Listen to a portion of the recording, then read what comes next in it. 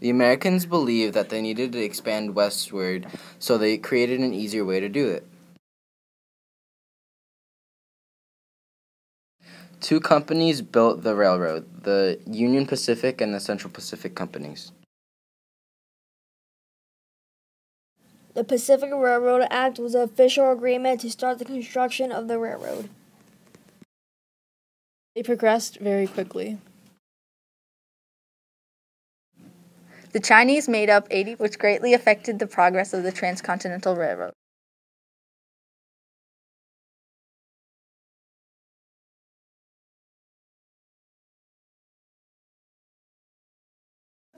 Today we learn about the great success of the Transcontinental Railroad.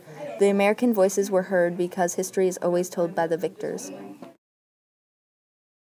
This picture shows how the Indians and Americans seem peaceful, but in reality no one knows their story because they are the silent voices in history.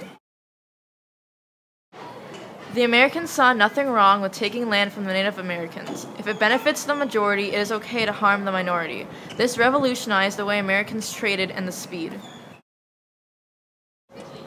But during this process, they affected all the Indian tribes on the way by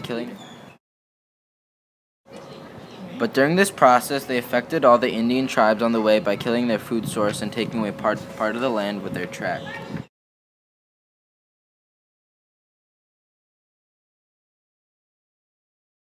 By end of 1870s, the buffalo was on its way to extinction. 15 to 60 million buffalo were killed in the process of making the Transcontinental Railroad. The culture, community, and way of life of the Native Americans died off with the buffalo. Most people believe history is history and what we learn in school is true. However, there are two sides of every story, even though history books might only tell one. The Transcontinental Railroad tells the story of the Native Americans and the settlers, but only from the American perspective.